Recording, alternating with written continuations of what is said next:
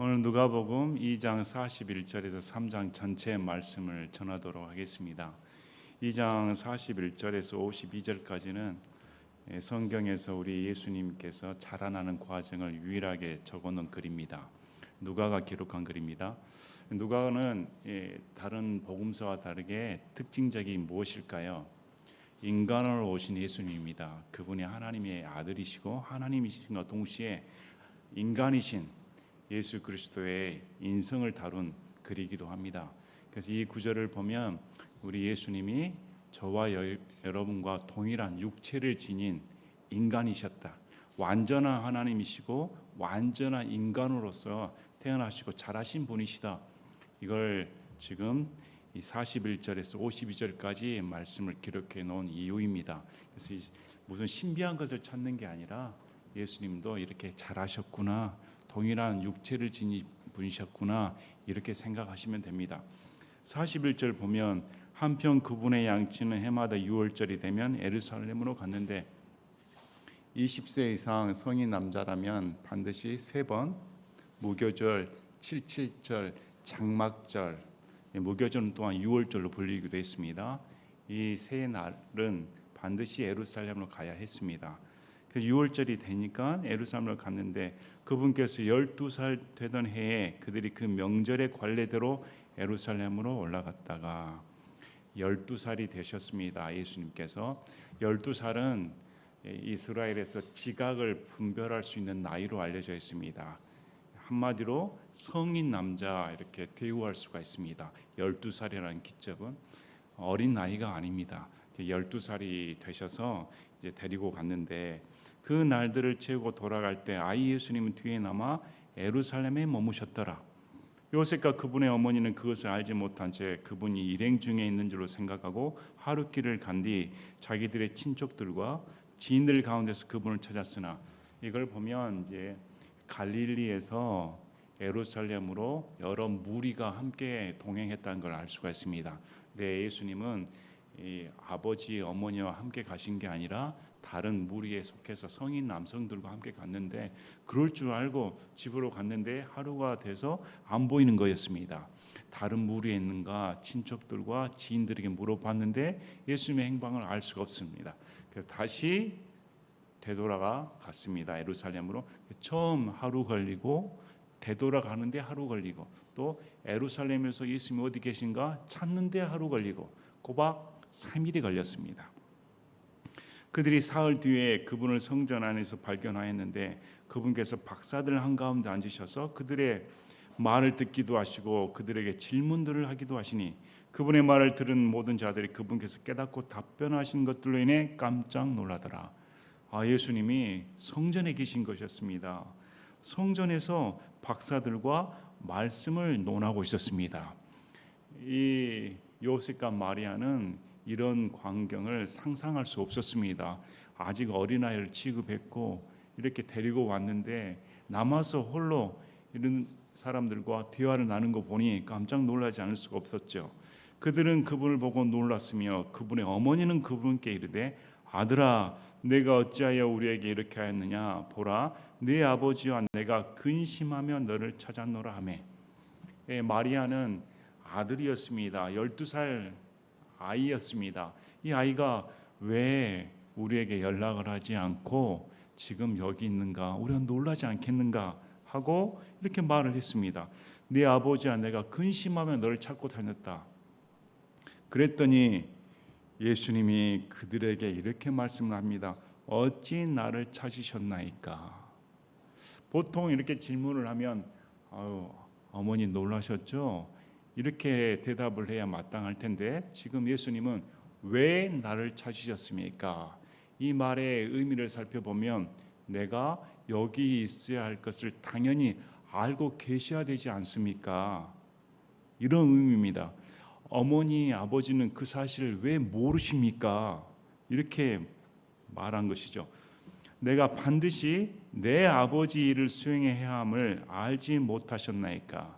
자, 마리아는 나와 너의 아버지 요셉이 근심했다. 여기에 지금 예수님은 대꾸해서 말씀하는 겁니다.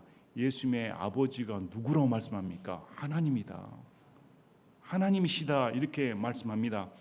진짜 지금 나는 아버지 일을 하기 위해 부모의 일을 하기 있는 게 아니라 육신의 부모 일을 하기 위해 한 게 아니라 하나님 아버지 내 아버지 일을 수행하기 위해 그걸 왜 알지 못하십니까? 그럼 이건 무슨 말입니까? 진짜 나의 아버지는 하나님이심을 왜 모르십니까? 이 말입니다. 그들은 그분께서 자기들에게 하신 말씀을 깨닫지 못하더라. 그분께서 그들과 함께 내려가시고 나사렛으로 가셔서 그들에게 복종하셨으나 그분의 어머니는 이 모든 말씀을 마음속에 간직하니라. 항상 마리아는 이런 방문을 받을 때 그 말을 간직했다 이렇게 말씀합니다. 근데 이 부분을 보면 그분께서 그들과 함께 내려가시고 예수님은 육신의 부모에게도 순종하셨습니다. 12살 요즘 말 잘 듣습니까? 이제 중학교 가면 딴 세상 아이인 것 같습니다. 워낙 말을 안 들으니까 요즘 민생 쿠폰 많이 사용하시죠? 여기 자녀를 두신 분 민생 쿠폰 받자마자 부모님 다 쓰시길 바랍니다. 이렇게 내놓는 자녀들 있습니까? 아마 대부분의 자녀들은 그렇게 할 텐데 요즘 뉴스를 보니까 민생 쿠폰 때문에 부모와 자녀 간에 다툼이 벌어진다고 합니다. 이건 내 거야, 네 거야. 궁금하죠. 왜 그런 일이 벌어지는지. 내가 너에게 먹여주고 입혀주고 재워준 게 얼만데 그 민생 쿠폰 하나 가지고 이건 내 거야 주장하는 애들을 보면 그냥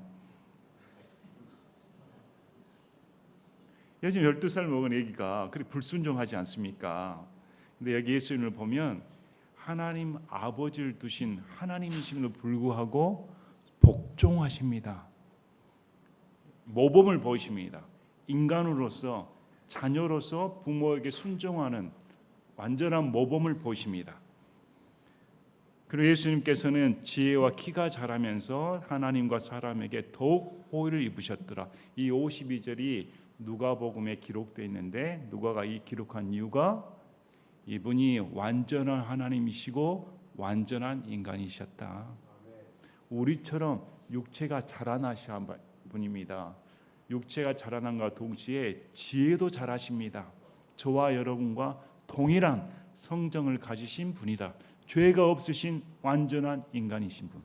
그래서 지금 누가복음 2장 41절에서 52절은 다시 말씀드리지만 이분이 하나님과 동시에 완전한 인간이신 예수님이시다 하고 읽는 독자가 이분이 나처럼 인간이시구나 이렇게 알려주기 위해 적은 글입니다. 또 앞으로 우리 예수님께서 아버지 일을 수행하기에 오셨다 이렇게 말씀을 합니다.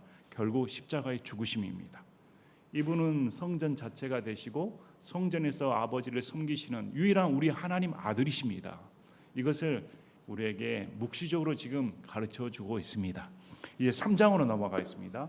2장까지 예수님께서 이렇게 잘하셨다고 3장으로 넘어가는데 자 3장 사건은 1절에 한편 카이사르 티베리우스 통치 제15년에 본디오 빌라도가 유대의 총독으로 헤롯이 갈릴리의 사분 영주로 그의 동생 빌립이 이두레와 드라고니 지방의 사분 영주로 루사니아가 아빌레네의 사분 영주로 이렇게 지금 역사적인 배경 시점을 정확하게 기록해 놓습니다. 역사적인 시점을 정확하게 기록해 놓은 이유는 단 하나입니다. 이건 사실이다. 지금 이 기록한 글이 사실이다. 어느 역사의 한 시간 시점에서 벌어진 실제적인 사건한 것을 강조하게 적어놓은 글이고 두 번째 여기 나온 인물들을 보면 대단히 권력자들입니다. 카이사르 티베리우스는 로마 황제의 두 번째 황제입니다. 여기에는 역사적인 평가가 엇갈려 있습니다. 어떤 평가는 이 사람이 유능하다. 유능해서 로마의 기틀을 잡았다 한 사람들이 있고 어떤 사람 이 사람이 굉장히 잔인하다. 역사의 평가가 엇갈립니다. 티베리우스 통치 제15년 이렇게 나오는데 이 사람은 AD 14년에서 37년까지 황제 역할을 한 사람입니다. AD 14년에서 37년 그래서 15년을 더하면 지금 이 시점이 AD 29년에서 30년 시점입니다. AD 29년에서 30년 시점 또 본디오 빌라도가 유대의 총독으로, 원래 유대는 왕이 다스렸습니다. 헤롯 대왕이. 근데 헤롯 대왕의 장남 아켈라가 다스리는데 이 사람이 너무 잔인한 사람이었습니다. 그래서 그 지위를 박탈당하고 로마에서 총독을 보냅니다. 그 총독의 5번째 총독이 빌라도입니다. 여러분께서 빌라도 하면 우유부단한 사람, 눈치 보는 사람, 또 유대인들을 탄압한 사람이기도 합니다. 그 다음에 헤롯이 갈릴리의 4분 영조로, 갈릴리는 이스라엘의 북쪽 지방입니다. 그래서 이 갈릴리가 예수님의 주 사역 무대였습니다. 여기 헤롯은 헤롯 대왕이 아닙니다. 성경에 헤롯이 여러 명 나옵니다. 그러니까 우리는 헷갈립니다. 자, 헤롯 대왕이 있고 여기 나오는 헤롯은 헤롯 대왕의 아들 헤롯 안티파스입니다. 그리고 사도행전에 12장에 나오는 사도 야고보를 죽인 사람은 헤롯 아그리파 1세입니다. 그 헤롯 아그리파 1세는 하나님께 영광을 돌리지 않아 벌레들에 먹혀 죽임을 당하지요. 또 나중에 아그리파 왕 앞에서 바울이 자기 간증을 하는데 그 아그리파는 아그리파 2세입니다. 우리가 헤롯을 볼 때 이 헤롯이 누구인가에 대해 잘 아셔야 됩니다. 이 헤롯이 갈릴리의 4분 용주했을 때 이 헤롯은 헤롯 안티파스로 침례자 요한을 목을 베었으며 예수님이 십자가 달리기 전에 예수님을 조롱하던 자였습니다. 그 헤롯입니다. 그의 동생 빌립은 이복 동생입니다. 이복 동생 빌립은 이두레와 드라고니 지방의 4분 영주고 루사니아, 알려지지 않은 인물입니다. 이 지금 배경을 말씀하는 이유는 이들이 이렇게 권력이 있고 당시 세상을 지배한 자라고 생각을 하는데 하나님의 역사는 이들에게 주어지지 않는다는 것입니다. 하나님의 말씀은 이들에게 들어가지는 않고 누구에게 들어갑니까? 광야에 있는 침례자 요한에게 말씀이 임합니다. 안나스와 가야바가 대제사장으로 있을 때 대제사장은 한 해에 한 명이어야 됩니다. 근데 왜 2명이나 될까요? 안나스가 지금 누가 말한 것처럼 마피아의 대부로 생각하면 됩니다. 당시 대제사장은 율법에 따라 뽑은 게 아니라 로마의 정권이 로마에서 임명을 했습니다. 대제사장의 지위를 획득하려면 누구에게 잘 보여야 됩니까? 로마 황제에게 잘 보여야 됩니다. 정치와 종교가 결탁되어 타락해 버렸습니다. 그래서 안나스가 집권을 하다가 안나스가 너무 많은 불법을 저지르니까 대제사장직을 박탈하고 그의 사위인 가야바에게 대제사장을 주었습니다. 근데 사위입니다. 실제 정권은 누가 갖고 있을까요? 안나스입니다. 그래서 우리 예수님께서 붙잡혔을 때 누구에게 먼저 갑니까? 안나스에게 먼저 갑니다. 여러분 이건 지금 무슨 말을 할 거예요? 이런 배경을 말씀하는 이유가 암담하다. 다 부정부패가 난무하고 하나님의 말씀은 찾기 어려우며 시대가 부패해버렸다. 타락한 시대라는 것을 가르쳐 줍니다. 하나님의 말씀이 광야에서 사가랴의 아들 요한에게 임하니라. 이럴 때에 하나님의 말씀이 광야에 있는 자, 전혀 정권하고 상관이 없는 자, 어떤 권력이 있는 자도 아닌 이 사람에게 요한에게 임하였습니다. 요한은 제사장의 아들입니다. 사가랴 자기 아버지가 제사장이었으니까. 근데 요한은 광야에서 하나님과 함께 지내던 자였습니다. 그가 하는 역할이 그가 요르단 부근의 온 지역으로 가서 죄들의 사면을 얻게 하는 회개의 침례를 선포하였는데 이전까지는 침례가 존재하지 않았습니다. 근데 요한은 죄들의 사면을 얻게 하는 회개의 침례를 선포했다. 이 말은 무슨 말입니까? 침례가 구원을 가져다 주지는 않습니다. 침례를 받을 때 내가 이 죄에서 돌이키겠습니다 하고 공적으로 드러내는 것이 침례입니다. 그래서 침례자 요한이 오는 무리들에게 죄를 회개하고 그 증거로 침례를 받아 다시 하나님 앞에 새로운 인생을 살라는 그 의미로 침례를 베풀었습니다. 이렇게 하는 이유가 이것은 곧 대언자 이사야의 말씀들의 책에 기록된 바와 같으니라. 그가 이르되 광야에서 외치는 자의 소리가 있어 이르기를 너희는 주의 길을 예비하라 그분의 행로들을 곧게 하라. 그래서 이 요한은 소리 자체였습니다. 성경에서 요한을 침례자 요한을 소리 자체로 말합니다. 광야에서 외치는 소리입니다. 우리 이사야 40장 3절에서 5절 말씀을 보시겠습니다. 광야에서 외치는 소리가 있어 이르기를 너희는 주의 길을 예비하라. 우리 하나님을 위해 사막의 큰 길을 곱게 만들라. 모든 골짜기가 도두어지고 모든 산과 작은 산이 낮아지며 구부러진 것이 곱게 되고 험한 것이 평탄하게 될 것이요 주의 영광이 나타나고 모든 육체가 함께 그것을 보리라. 주의 입이 그것을 말씀하셨느니라. 이 이사야 말씀처럼 예수님이 오시기 전에 침례자 요한이 등장하여 예수님의 길을 예비한다. 그리고 여기 누가가 설명을 해줍니다. 이사야 말씀을 인용을 하면서 그분의 행로들을 곱게 하라. 3장 4절에 그분의 행로들 누구를 말씀합니까? 예수님입니다. 이사야 대언서 말씀을 풀이하면서 누가가 이렇게 하는 이유가 예수님의 길을 예비하신 것이다. 이렇게 말합니다. 자, 6절 보니까 모든 육체가 하나님의 구원을 보리라 하였느니라. 누가가 말하는 이유입니다. 유대인이고 그리스인이고 이방인과 상관없이 모든 육체입니다. 온 세상의 구원을 위해 오신 분이 예수님입니다. 요한일서 말씀처럼 우리 죄뿐만 아니라 온 세상의 죄를 대속하기 위해 오신 분이 예수님입니다. 자, 그러면 이 역할을 했던 침례자 요한의 메시지가 무엇일까? 나온 말씀이 7절부터 나오는 말씀입니다. 침례자 요한은 죄들의 사면을 얻게 하는 회개의 침례를 선포했는데 그 내용이 나오는 것입니다. 그때 그가 자기에게 침례를 받으러 나오는 무리에게 이르되 오 독사들의 세대야 누가 너희에게 경고하여 다가오는 진노를 피하게 하더냐. 독설 아닙니까? 자기에게 침례를 받으러 온 사람들에게 이 독사들의 세대야, 뱀 새끼들아.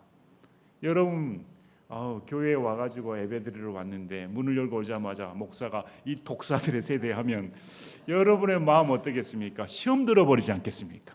내가 좋은 소리로 들어왔지, 하나님 말씀 들으러 왔지. 근데 침례자 요한은 당차게 말씀을 합니다. 그 이유가 그러므로 회개에 합당한 열매를 맺고 너희 속으로 우리에게는 아브라함이 우리 아버지로 있다 하고 말하기 시작하지 말라. 자, 침례 자체가 구원을 주는 것이 아닙니다. 침례를 받았다고 해서 구원을 주는 게 아니라 회개에 합당한 열매를 맺은 자가 침례를 받는 것입니다. 믿음도 없는 사람이 침례를 받는 것이 아닙니다.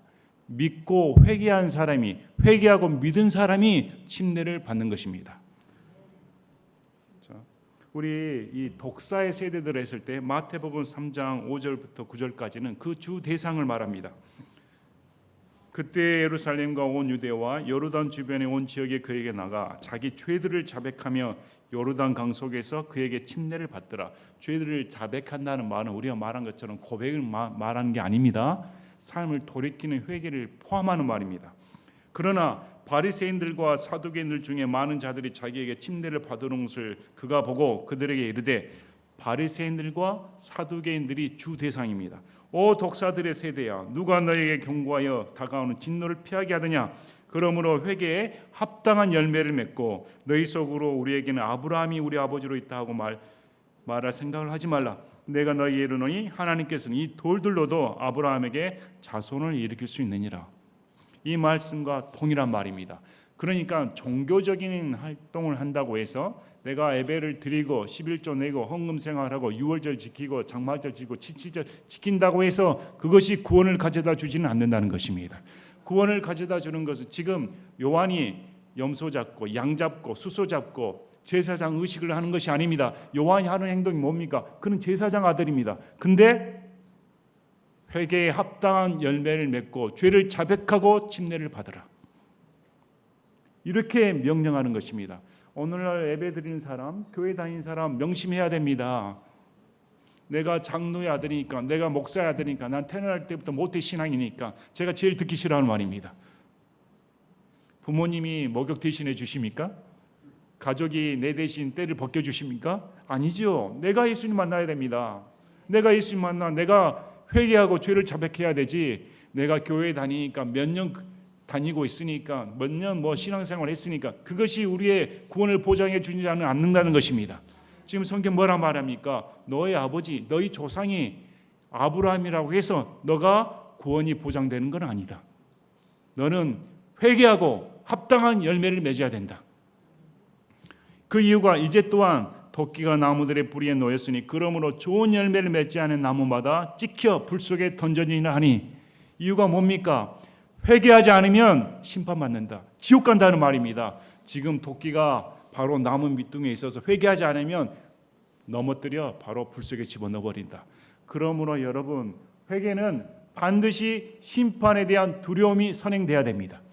요즘 교회에서 심판에 대한 두려움을 말하지 않습니다. 얼마나 달콤한 회개입니까? 나는 변화 없이, 두려움도 없이 회개했다, 예수님 믿었다. 가짜입니다. 마음 가운데 두려움이 들어와야 됩니다. 내 죄에 대한 무서움, 하나님의 심판에 대한 두려움, 내가 지금 회개하지 아니하면 하나님 앞에 심판받아 지옥 갈 수밖에 없다는 심판에 대한 두려움이 없는 회개는 가짜입니다. 그런데 누가복음 7장 29절 30절 보시면 그분의 말씀을 들은 온 백성과 세리들은 요한의 침례를 받았으므로 하나님을 의로우시다 하였으나 바리새인들과 율법자들은 그에게서 침례를 받지 아니하였으므로 자기들을 향한 하나님의 계획을 거절하더라. 무슨 의미입니까? 회개하지 않았다. 나 신앙생활 잘하고 있는데, 나 지금 예배드리고 새벽 기도하고 말씀 잘 듣고 있는데 왜 내게 회개하라고 하는가? 나는 우리 집안이 4대째 5대째 믿는 집안인데 성경을 끼고 사는데 왜 내게 회개하러 하는가? 나 같은 사람이 구원받지 못하면 누가 구원받는가? 이런 사람은 거절해버린다. 여러분, 우리의 신앙 행위가 우리의 구원을 결정한 것이 아닙니다. 성경에서는 분명하게 회개의 합당한 열매를 맺어라, 이것이 명령입니다. 자, 그러면 구체적으로 어떻게 말할까요? 사람들이 그에게 물으되 그러면 우리가 무엇을 하리까? 회개에 합당한 열매를 맺으라고 하는데 그러면 어떤 것이 회개에 합당한 열매입니까? 이렇게 물어보는 것입니다. 그래서 그가 그들에게 이르되 겉옷이 두 벌 있는 자는 하나도 없는 자에게 나누어 줄 것이요 먹을 것이 있는 자도 그와 할 것이라. 자, 신앙은 추상적인 것이 아닙니다. 신앙은 일상생활에서 그대로 드러나는 것입니다. 가장 먼저 지금 지목한 것이 뭘까요? 긍휼입니다. 회개하고 예수님 믿는 사람, 회개하고 하나님 앞에 바로 사는 사람의 가장 먼저 가장 정확한 회개에 합당한 열매는 사람을 긍휼히 여기는 것, 불쌍히 여기는 것. 이것이 없으면 회개하지 않은 사람입니다. 신명기 15장 11절에 가난한 자가 그 땅에서 결코 그치지 아니할 것이므로 내가 네게 명령하여 이르기를 너는 내 땅에서 네 형제와 내게 있는 가난한 자와 궁핍한 자에게 내 손을 넓게 펼치지나. 젖과 꿀이 흐르는 가나안 땅 같습니다. 근데 하나님의 명령은 젖과 꿀이 흐르는 가나안 땅 하면 모두가 복지를 누리는 것이 그런 유토피아가 펼쳐지지는 않습니다. 가난한 자는 그대로 있다.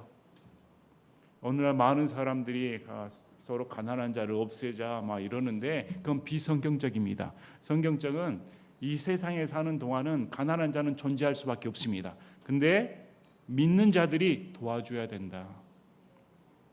그건 나라가 뺏어서 강제로 세금을 갈취하여 도와주는 게 아니라 성경에서 말하는 도와주면 자발적으로 도와주는 것입니다. 내가 있는 것 안에서 자발적으로 도와줘 가난한 자들을 도와주는 것이 가장 우선시 돼야 됩니다. 이 말씀들을 보면 다시금 말씀드리지만 예수님 믿는 사람이 긍휼이 없다는 것은 그 사람은 구원받지 못한 사람입니다. 다른 사람의 헐벗음, 다른 사람의 아픔, 다른 사람의 굶주림에 전혀 관심이 없다. 이 사람은 회개해야 됩니다. 안 그러면 심판받습니다. 자, 겉옷이 두 벌 있는 자, 여러분 겉옷을 두 벌 입고 다니십니까? 오늘 너무 덥습니다. 겉옷 하나 입기도 덥습니다. 여기다 두 벌 껴입고 다닙니까? 남아있는 사람은 한 벌 입었으니까 한 벌 주라는 말입니다. 줘도 되지 않은가? 또 먹을 것이 있으면 도와줘야 되지 않는가? 그 실제적인 행동으로 드러나야 된다. 이제 세리들이 왔습니다. 대표적인 죄인 아닙니까? 당시 창녀 취급을 받았으니까 로마의 앞잡이가 되어 세금을 합법적으로 얼마든지 걷어들일 수가 있었습니다. 그러니 문서를 조작을 하고 압박을 해서 세금을 마음대로 갈취를 해 부를 축적할 수 있는 그런 직업이 세리였습니다. 그래서 유대인들이 봤을 때는 매국노였습니다. 로마의 앞잡이였으니까. 그 세리들이 와가지고 그러면 우리는 무엇을 해야 됩니까? 그가 그들에게 이르되 너에게 지정된 것 이상으로 거두지 말라. 마땅히 법적인 한도 내에서 공평하게 세금을 거두라. 그럼 당시 세리들은 이렇게 살지 않았다는 것입니다.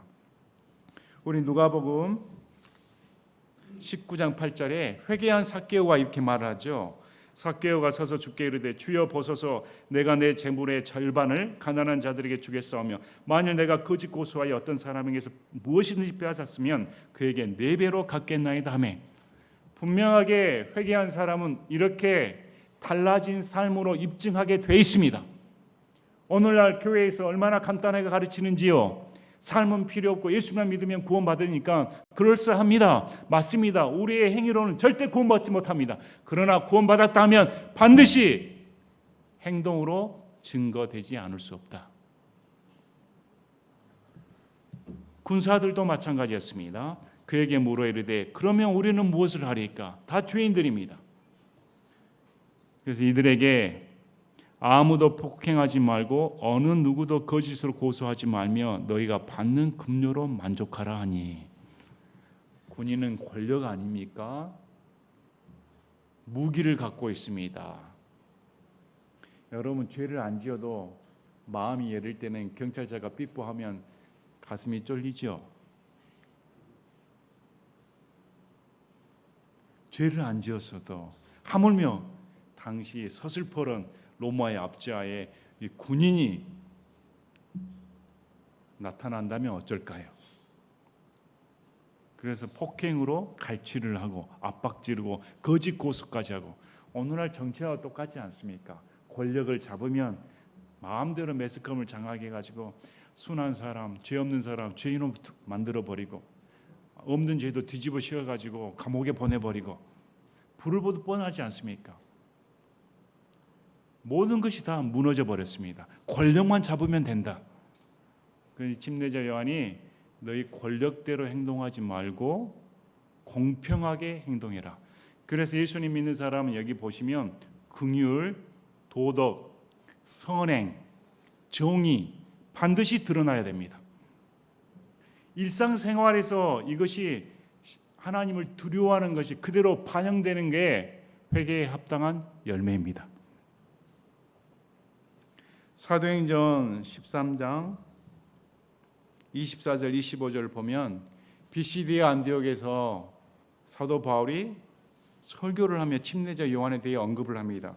그분께서 오시기 전에 요한이 이스라엘 온 백성에게 회개의 침례를 먼저 선포하였고 또 요한이 자기의 달려갈 길을 마치며 이르되 너희는 나를 누구라고 생각하느냐? 나는 그분이 아니니라. 그러나 보라 내 뒤에 오시는 분이 계시는데 나는 그분 발에 신발끈을 풀 자격도 없노라 하였느니라.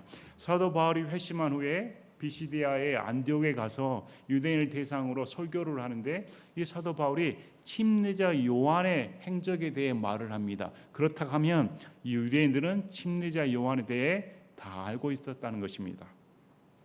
자, 이 회개 이 단어는 사복음서에 독보적으로 누가복음에 많이 기록되어 있습니다.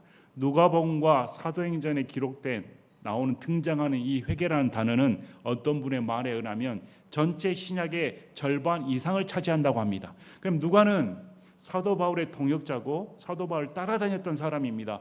그만큼 회개를 중요시했다는 것입니다. 여러분 믿음 구원 행위를 다 빼먹어 버리는데 회개 없는 구원은 절대 존재하지 않습니다. 우리 사도행전 2장 37절 38절 사도들의 설교에도 나옵니다. 베드로 설교 보시기 바랍니다. 이때 그들이 이 말을 듣고 마음이 찔려 베드로와 나머지 사도들에게 이르되 사람들아 형제들아 우리가 어찌할까 하므로 성령 침례 사건이 벌어졌습니다. 이 사건이 어떻게 되는가 어안벙벙하였습니다. 그랬더니 베드로가 성령이 충만하여 설교를 하였습니다. 너희들이 잡아 죽인 이 예수 그리스도가 바로 우리의 구원자 하나님의 아들이신 그리스도시다.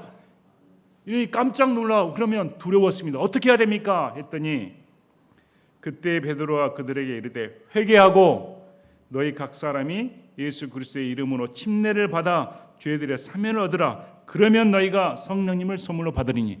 이것이 성령님을 받는 구체적인 순서가 드러납니다. 먼저 회개하여 죄들의 용서를 받고 죄들의 용서를 받은 후에 성령 임하십니다. 오늘날 어떤 단체처럼 저는 회개할 수가 없습니다. 성령께서 내 마음을 열어주셔야 회개할 마음이 생깁니다. 이딴 소리 듣지 마시길 바랍니다. 성경 어디에 그런 말이 나옵니까? 전부 다 무엇을 하리까? 너가 회개해야 된다. 만약에 회개하지 않으면 강팍하다 이렇게 말씀합니다. 회개는 본인이 해야 됩니다. 본인이 자신에 대해 사실을 직시하고 자신의 형편을 직시하고 내가 이렇게 심판받아 마땅히 죽을 죄인이구나. 내가 내 손으로 예수님을 못 박았구나. 이렇게 마음을 먹고 회개하고 죄들의 용서를 받고 성령님을 선물로 받는다. 사도행전 26장 19, 20절에 사도 바울도 그렇게 아그리빠 왕 앞에서 증언을 합니다. 그러므로 오 아그리빠 왕이여 내가 하늘에서 온 환상 계시에 불순종하지 아니하여 먼저는 다마스쿠스와 예루살렘과 유대의 온 지방 전역 사람들에게 그리고 그 다음에는 이방인들에게 그들이 회개하고 하나님께로 돌아서서 회개에 합당한 일들을 행해야 함을 보이매. 사도 바울이 무슨 설교를 하고 다녔습니까? 회개하고 회개에 합당한 열매를 맺어라. 이것이 사도 바울의 복음입니다. 오늘날 얼마나 값싼 구원 많습니까? 회개한 열매를 다 무시해버리고 이제 한번 구원받았으니 마음대로 살아도 된다. 이런 거짓 복음이 얼마나 많습니까? 다시 말씀드리지만 심판에 대한 두려움 없는 회개는 거짓 회개입니다. 감성팔이할 뿐입니다. 자기 연민에 빠진 회개일 뿐이지 그런 것은 사람을 근본적으로 변화시키지 못합니다. 두려움에 직면해야 돌아서죠. 이전에 제가 조카가 태어났습니다. 조카 딸이 얼마나 이쁜지 저는 그때 결혼하지 않았을 때 그래서 이 조카 사진을 딱 보고 야 이쁘다. 여러분들 그렇죠? 결혼하기 전에 조카가 태어나면 얼마나 이쁩니까? 내 자식처럼 이쁩니다. 물론 자식이 태어나면 더 이쁘죠. 근데 그 조카가 뜨거운 국물이 있는데 자꾸 만지려고 합니다. 자꾸 만지려고 하니까 야 이거 안 되겠다. 크게 다치기 전에 먼저 맛을 보여줘야겠다 해가지고 데이지 않을 정도로 뜨겁게 해줬습니다. 그랬더니 깜짝. 그 뒤부터는 뭐 만지려고 하면 이거 뜨겁다 하면 안 만집니다. 안 만져. 왜 이런 일이 벌어질까요? 아니까. 그 뜨거움의 정도를 하니까 행동을 그렇게 할 수가 없습니다. 여러분, 죄에 대한 두려움, 지옥에 대한 두려움을 안다고 하면 어떻게 사람이 변화되지 않을 수 있단 말입니까? 여기 지금 침례자 요한도 말하지 않습니까? 너 회개하지 않으면 이미 나무 밑에 도끼가 놓여져 있어서 찍힌 나무마다 다 불에 태워져. 지옥 간다는 말입니다. 그래서 오늘 말씀을 보시면 이렇게 지금 누가복음과 또 누가가 기록한 사도행전을 보면 회개를 굉장히 중요시합니다. 회개를 백성이 기대하고 있으므로 모든 사람들이 마음속으로 요한에 대해 그가 그리스도인지 아닌지 곰곰이 생각하며 요한이 그들 모두에게 응답하여 이르되 참으로 나는 너에게 물로 침례를 주지만 나보다 더 강력한 분이 오시나니 나는 그분의 신발끈을 풀 자격도 없노라. 그분께서는 너에게 성령님으로 침례를 주시고 불로 침례를 주시리니 그 손에 키를 들고 친히 자신의 타작마다를 철저히 정결하게 하사 알곡은 모아 자신의 곳간에 넣으시되 껍질은 끌 수 없는 불로 태우시리라 하고 또 권면하면서 그 밖에 많은 것을 백성에 선포하더라. 나는 기껏해야 물로 침례를 주는데 내 뒤에 오시는 그 그리스도는 우리 요한복음에 보면 이 침례자 요한이 예수님을 가리켜 이렇게 말합니다. 보라 세상 죄를 제거하시는 하나님의 어린 양이다. 이게 무슨 말입니까? 그분은 돌아가실 헌물이라는 사실입니다. 우리의 죄 때문에 죽을 헌물이시다. 이걸 먼저 선포한 사람이 침례자 요한입니다. 이 침례자 요한이 그리스도에 대해 말씀을 하면서 이 그분은 나는 기껏해야 물로 침례를, 그분은 성령 침례를 일으킨다. 믿는 자에게 성령 침례, 성령께서 내 안에 들어와 영원히 사신다는 것입니다. 비교 불가입니다. 뿐만 아니라 불로 침례를 준다. 무엇입니까? 지옥 보낸다는 말입니다. 앞에 보시면 그분이 불로 태워 버린다. 알곡은 곡간에 모으고 가라지는 불로 태워. 알곡은 성령 침례 주시고 가라지는 불로 침례를 준단 말입니다. 요즘 기도하면서 주여 뜨거운 불 내려주시길 바랍니다. 많이 해보셨죠? 성령님은 인격체입니다. 성령님이 인격체인데 그걸 감정으로 생각하니까 문제가 돼버립니다. 그래서 불로 침례를 준다는 말은 은혜로운 말이 아니라 지옥 보낸다는 말입니다. 자, 그런데 사분 영주 헤롯은 자기 동생 빌립의 아내 헤로디아로 인해 또 헤롯이 행한 모든 악한 일로 인해 그에게 책망을 받았고 또 그 모든 일 위에 이것을 더하였으니 곧 요한을 감옥에 가둔 것이라. 사분 영주 헤롯은 헤롯 안티파스입니다. 그가 이복 동생 빌립의 아내 헤로디아를 데리고 와 아내 삼았습니다. 레위기 18장 16절에는 너는 네 형제의 아내의 벌거벗음을 드러내지 말라. 그것은 네 형제의 벌거벗음이니라. 형제의 아내를 취하는 것은 율법에 금하는 것입니다. 마태복음 14장 3절부터 5절까지 전에 헤롯이 자기 동생 빌립의 아내 헤로디아로 인해 요한을 붙잡은 뒤에 그를 결박하여 감옥에 넣어 두었으니 이는 요한이 그에게 이르기를 당신이 그녀를 취하는 것은 율법에 어긋나느니라 하였기 때문이라. 헤롯이 그를 죽이려 하되 무리가 그를 대언 자로 여김으로 그들을 두려워하더라. 침례자 요한은 거침이 없었습니다. 사회 정의를 위해 거침없이 이건 잘못된 것입니다. 율법에 어긋난 것이고 도덕적으로 옳지 않습니다. 이렇게 외치는 자였습니다. 헤롯 안티파스의 성격을 알매도 불구하고 그가 지역을 다스리는 영주임에도 불구하고 그는 거기에 굴하지 않았습니다. 마땅하게 죄를 지목하는 사람이 침례자 요한이었습니다. 오늘날처럼 나의 위신을 지키고 바른 소리 하면 손해볼까 봐 또 겁박당할까 봐 오른손이 못 나는 것이 요즘 그리스도인들 아닙니까? 죄에 대해 묵과해버리고 내 그냥 신앙만 하면 되지 왜 자꾸 간섭한단 말인가 하고 슬쩍 피하는 것이 우리 모습 아닙니까? 근데 침례자 요한은 그런 모습 찾아볼 수가 없습니다. 그는 하나님의 대언자였고 하나님 앞에 의롭게 산 사람으로서 마땅하게 죄를 지목하는 자였습니다. 오늘날 우리도 죄에 대해 이렇게 올바른 자세를 가져야 됩니다. 결국은 이 헤로디아가 자기 남편 헤롯 안티파스에게 침례자 요한의 목을 요구합니다. 결국은 이 손에 침례자 요한의 목이 배임을 당하지요. 이런 사건을 기록해 놨습니다. 자, 이제 21절부터 22절은 예수님의 침례 사건을 말씀합니다. 한편 온 백성이 침례를 받을 때 예수님께서도 침례를 받으시고 기도하시는데 하늘이 열리며 소년께서 몸의 형태로 비둘같이 그분 위에 내려오시고 하늘로부터 한 음성이 나서 이르시되 너는 내 사랑하는 아들이라 내가 너를 매우 기뻐하노라. 이 지금 누가가 적어놓은 이유가 내 사랑하는 아들이다. 이걸 말씀하기에 기록해 놓은 것입니다. 자, 예수님께서 요한으로부터 침례를 받을 때 하늘이 열려버립니다. 그것은 기도하신 후였습니다. 침례를 받으시고 기도하신 후에 하늘이 열립니다. 다른 복음서에는 기도하셨다는 말이 없는데 그래서 예수님께서는 기도하시는 분입니다. 여러분 침례 준비할 때 기도하시길 바랍니다. 네, 하늘이 열렸다. 이 말은 예수님이 중보자였단 말씀이죠. 하늘이 열려버렸다. 또 여기에 삼위일체 하나님이 동시에 나타나십니다. 하나님 아버지 나타나시고 성령 하나님 나타나시고 하나님의 아들 예수님이 나타나십니다. 어떤 사람 아시죠? 예수 유일교 하나님 아버지도 예수님, 성령님도 예수님, 예수님도 예수님. 이건 이단입니다. 삼위일체 하나님은 세 분이 한 하나님이시다. 하나님 아버지 계시고 성령 하나님 계시고 하나님의 아들 예수님이 계신다.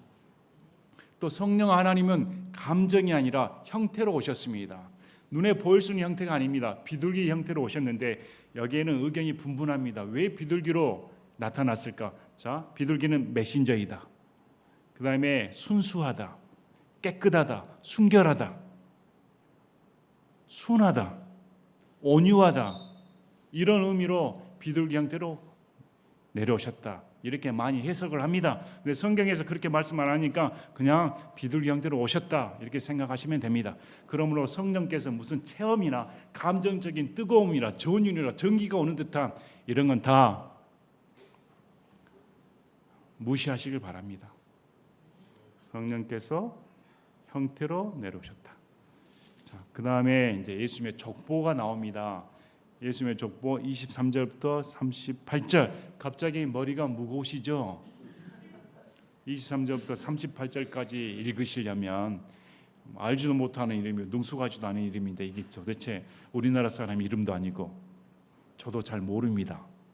23절은 신약 성경에서 유일하게 예수님의 나이를 언급해 줍니다. 비로소 예수님 그분께서 30살쯤 되시니라. 유일하게 예수님의 나이를 언급해 주십니다. 그러면 이전에 지금 누가복음 2장에서는 예수님의 나이가 12살쯤 됐을 때 몇 년이 경과됐습니까? 18년입니다. 18년 동안 예수님은 목수의 인생을 그대로 사십니다. 이 과정 중에 요셉은 죽었다 생각이 됩니다. 왜 그러냐면 나중에 복음서에 보면 요셉 이야기가 나오질 않습니다. 평소에 요셉은 말도 하질 않습니다. 그래서 그러면 장남인 이 예수님이 가정을 책임져야 됩니다. 예수님은 동생도 보살피고 어머니 마리아도 모시면서 이렇게 18년간 저와 여러분처럼 동일한 인간 생활을 하신 분입니다. 그리고 30살쯤 됐을 때 공생애를 시작합니다. 우리 민수기 4장 3절을 보면 30살 이상부터 50살까지 회중의 성막에서 할 일을 하기 위해 그 군대에 들어갈 모든 자의 수를 조사하라. 레위 사람들이 성막에 종사할 때는 그 나이가 30살 때부터입니다. 그래서 예수님도 공생애 하실 때 30살 때부터였다 이렇게 말하고, 또 요셉이 총리가 됐을 때 나이가 30살, 다윗이 왕으로 등극했을 때 나이가 30살, 그래서 30 이렇게 언급하는 이유가 예수님이 공생애를 하셨을 때 나이가 30살이다 이렇게 말을 많이 여깁니다. 자, 30살쯤 되셨습니다. 사람들이 생각하기에. 그리고 이제 이렇게 쭉 나오는데 마태복음에 나온 족보하고 다른 점이 있습니다. 눈치채셨습니까? 마태복음에 나온 족보와 가장 큰 차이점은 이건 거꾸로 시작을 합니다. 마태복음의 족보는 위에서부터 시작을 하는데, 아브라함 위에서부터 시작을 하는데 여기서는 거꾸로 올라갑니다. 또 차이점 중에 하나가 다윗까지는 동일한데 다윗 이후에 마태복음은 다윗의 계보인 솔로몬 계보를 찾아갑니다. 왕의 계보를 찾아갑니다. 근데 여기는 다윗의 계보 중에 솔로몬의 형제인 나단의 계보를 찾아갑니다. 이 두 부류가 다릅니다. 다윗 위부터는 같은데, 이렇게 하는 이유는 마태복음은 아버지 요셉의 계통을 따라갑니다. 근데 여기 누가복음은 마리아의 계통을 따라갑니다. 여기 보면 요셉의 아들이신데 요셉은 헬리의 아들이요 이렇게 나옵니다. 마태복음하고 다릅니다. 요셉은 예수님을 낳은 적은 없는데 예수님의 친아버지는 아니지. 근데 여기 보면 사람들이 생각하기에 요셉은 헬리의 아들이요 이렇게 나옵니다. 그래서 요셉은 헬리의 사위입니다. 헬리는 마리아의 아버지고, 당시 상황에서는 사이도 내 아들 삼았다는 것입니다. 사이도. 그래서 족보를 쓸 때 요셉의 아버지 헬리, 엄밀히 말하면 이 헬리는 장인입니다. 그래서 이렇게 지금 족보를 적어 나간다. 족보를 적어 나가가지고 제일 마지막에 아담은 하나님의 아들이었다. 아담은 하나님의 아들이었다. 근데 아담의 범죄로 말미암아 우리가 하나님의 아들의 형상을 잃어버린 것입니다. 그래서 성경에서는 이 누가복음은 주제가 잃어버린 자를 찾으러 오셨다. 우리가 잃어버린 바 되었습니다. 주제가 누가복음의 주제가 잃어버린 자를 찾으러 오신 예수님입니다. 자, 오늘 누가복음 길게 보셨습니다. 2장 또 3장까지 예수님의 족보 얘기, 또 예수님의 잘하는 얘기, 또 침례자 요한의 회개에 대한 선포 얘기를 다 들어보셨습니다. 아울러 우리가 이걸 통해 알아야 할 것은 합당한 열매를 맺고 있는가. 저는 저와 여러분이 예수님 앞에 섰을 때 회개에 합당한 열매로 증명되는 그런 성도가 되기를 진심으로 바랍니다. 제가 기도하고 마치겠습니다.